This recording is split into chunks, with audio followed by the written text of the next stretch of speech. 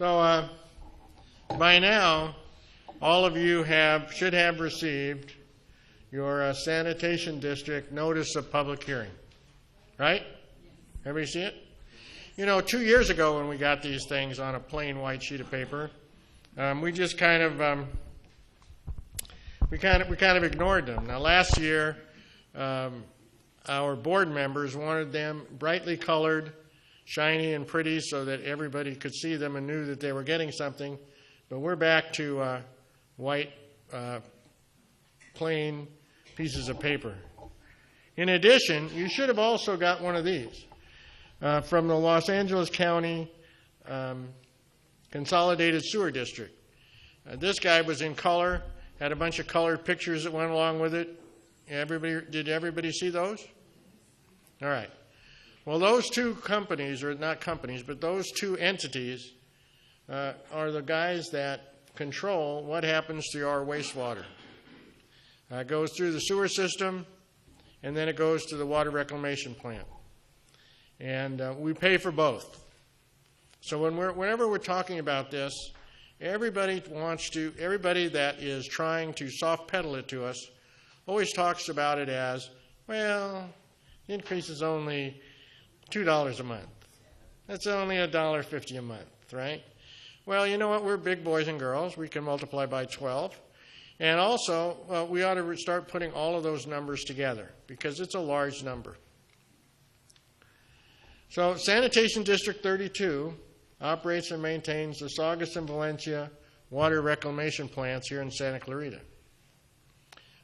They get revenue from an assessment district user fee. We talked about that on your property tax bill.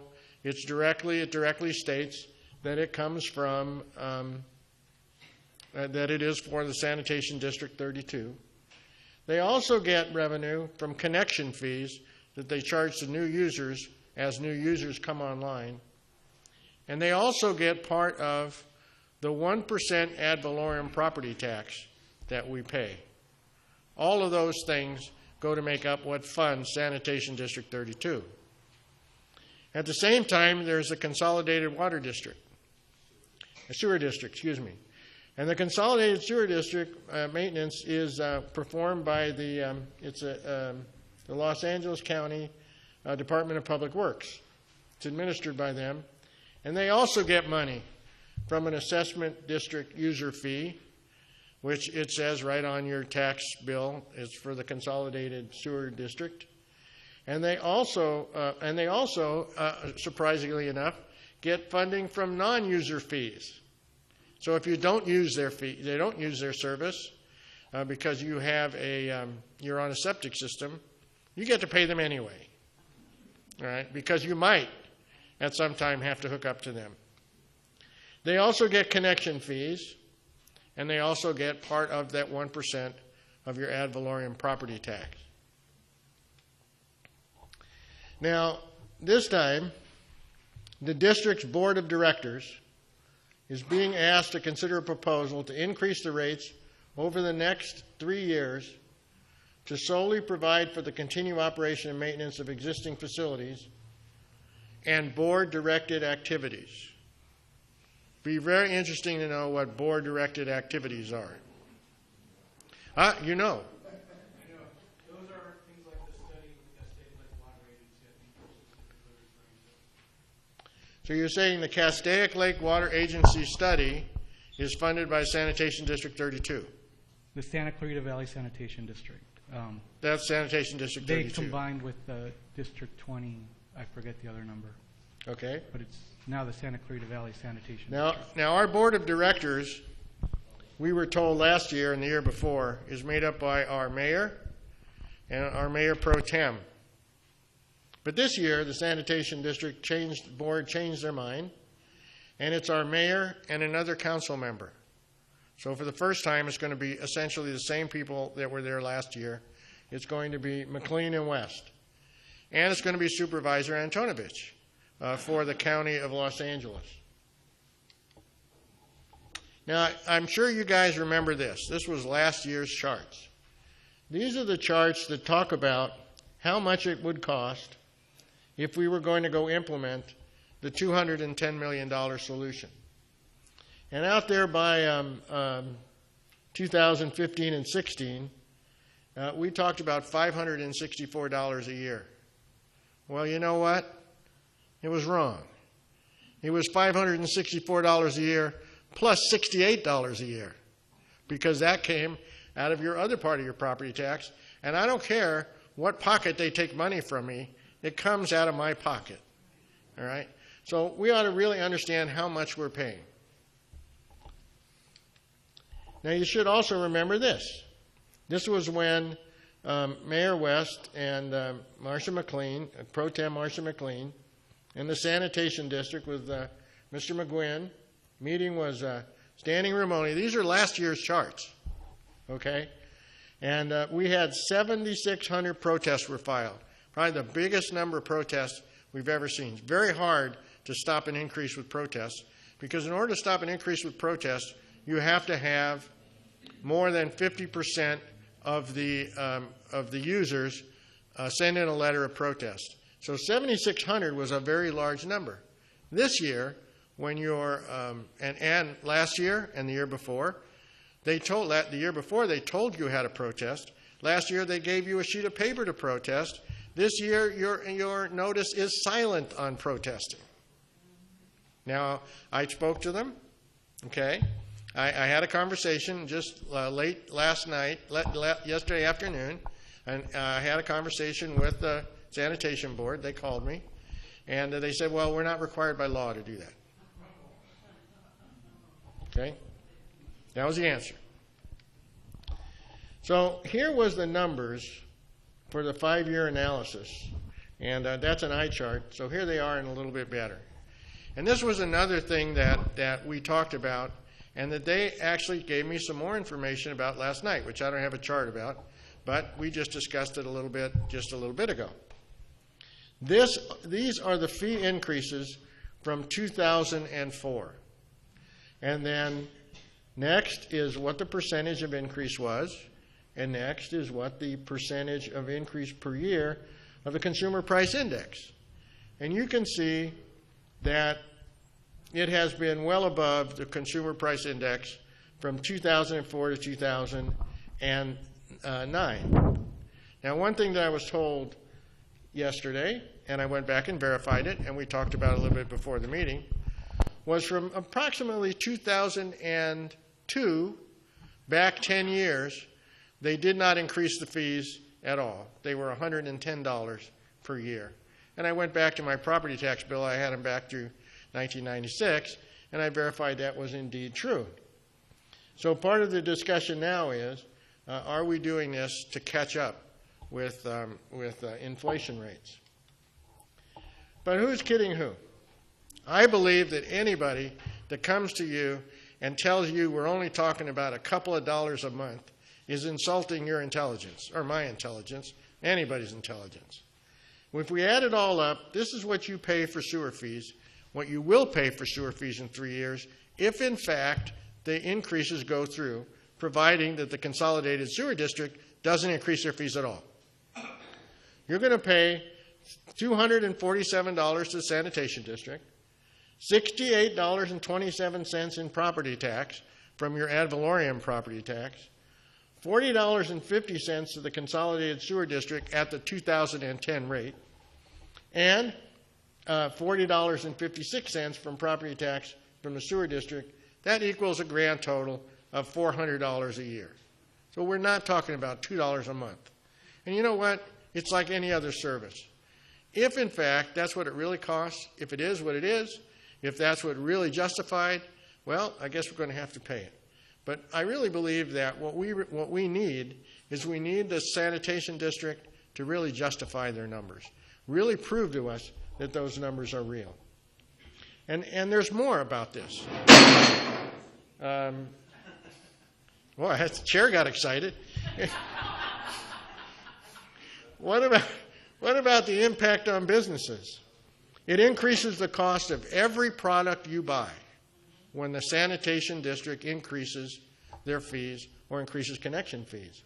Last time when we were discussing about fee increases, I was talking to a restaurant owner What do those fee increases mean to you? And in some cases, he said, well, to me, it'll probably be about $800 a year. So when that occurs, if he's right or he's wrong, but when that occurs, guess who he passes the bill on to, right? There's only so much that you can go and absorb. What about connection fees? Well, I just got the answer. They're going up.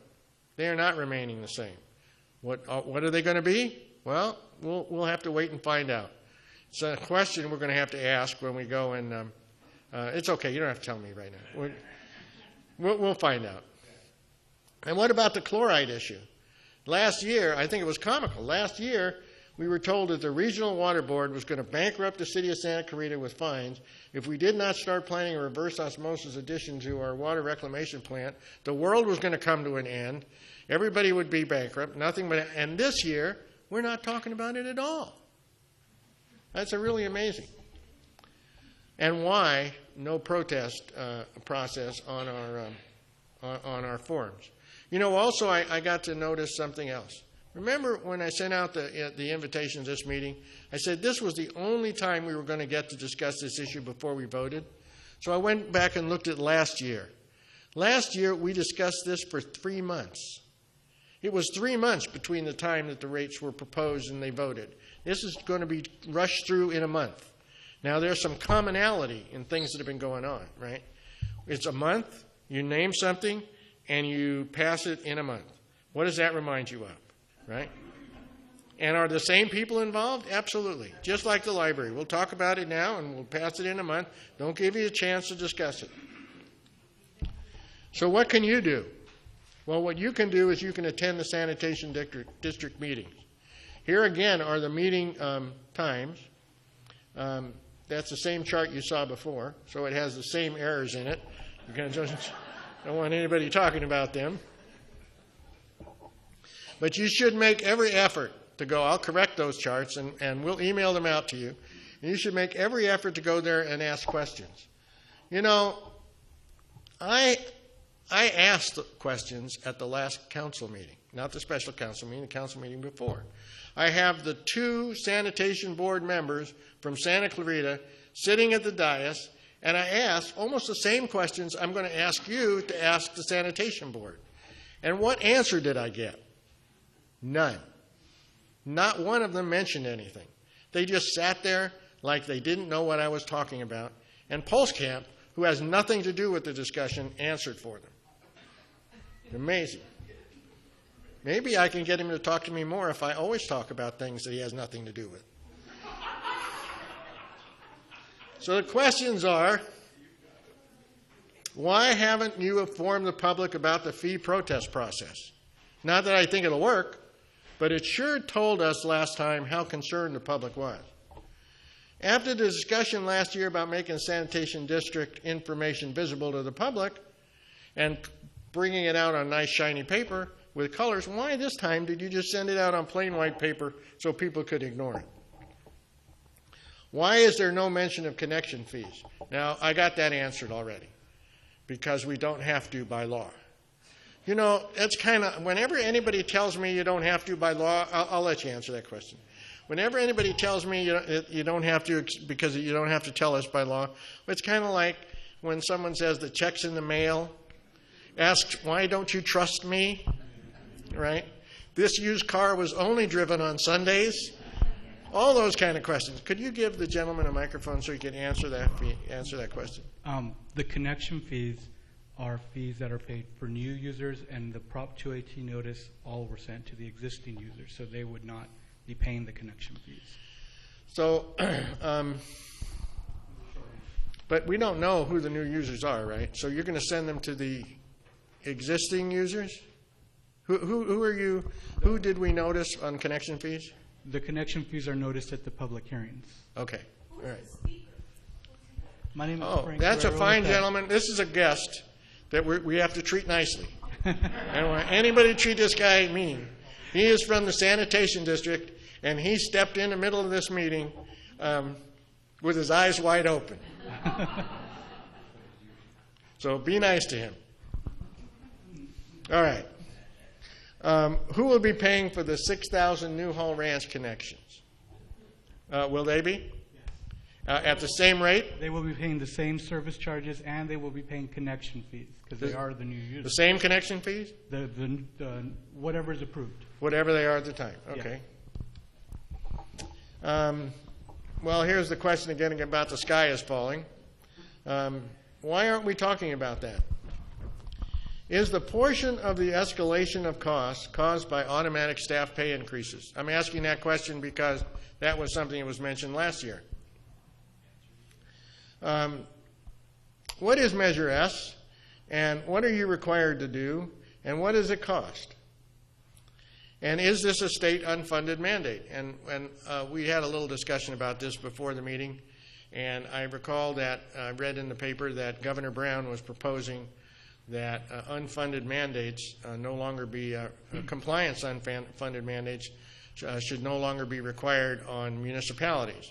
And the extreme amount of money that he was expecting to save was from having to notice the public on Brown Act meetings. But I think this one would have saved just a tad more. Do you want me to answer those? Oh, sure. Okay. Sure. Measure S is a measure that was proposed 2 years ago to authorize sanitation district ordinance requiring the removal of automatic water softeners, which contributed chloride to the sewer system. So it, in fact, doesn't add any cost. There is a cost to the program. It doesn't add any cost. It's a cost-effective alternative to removing chloride. Okay. So are you saying that the cost of the program was borne by the sanitation district? Yes. Oh, that's very interesting.